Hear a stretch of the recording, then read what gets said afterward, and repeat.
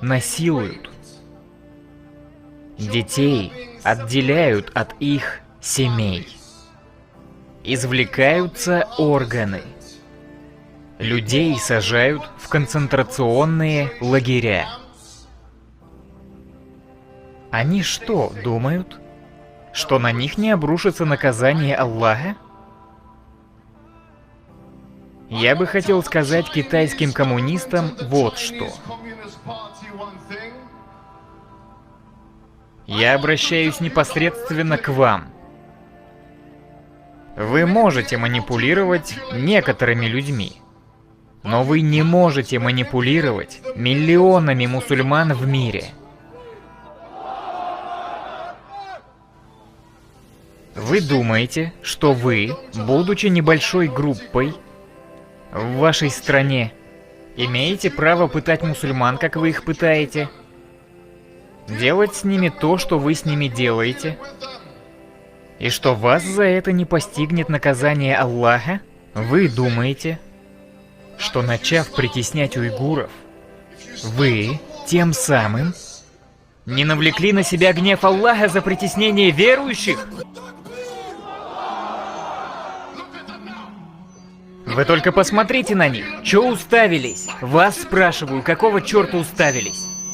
Вы сняли свой флаг. Ну ничего, у меня для вас хороший флаг на замену. Вот вам флаг уйгуров. Я говорю вам, вам нечего предложить миру. Вам нечего предложить миру, знаете почему? Потому что вы распространяете марксистскую коммунистическую систему. На Западе вы уже проиграли Америке, потому что ваша идеология тупиковая. Я скажу вам кое-что. Лучше бы вам стать мусульманами. Это лучший выбор. Лучше бы вы сделали то, что сделали монголы, приняли ислам. Вам абсолютно нечего предложить миру. Что толку от того, что вы сверхдержава? Вы супердержава, и дальше что? Вы ввязались в холодную войну с американцами. Что вы можете предложить остальному миру? Вы уже переняли чужую идеологию, марксизм, ленинизм. Вы ничто. Вы ничто. И это только вопрос времени. Это лишь вопрос времени. Когда вы получите свое.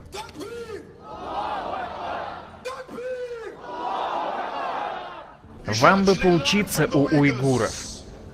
Например, пониманию смысла жизни, поклонению единому Богу.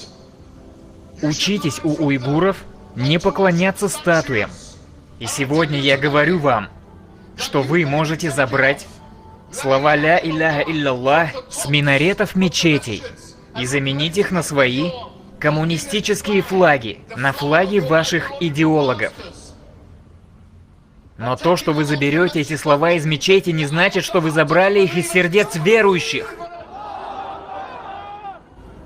Я говорю вам еще раз. Это только вопрос времени. И то, что вы ввязались в холодную войну с Америкой и сделали мусульман врагами, это с вашей стороны было очень плохой идеей.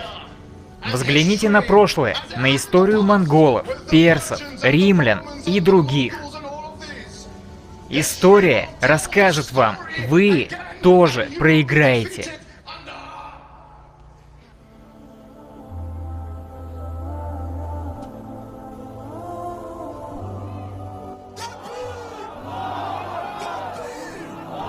Скажите уйгурам, кто мы? Скажите уйгурам, кто мы? Скажите уйгурам, кто мы? Скажите уйгурам, кто мы? Пророк, мир ему и благословение, сказал: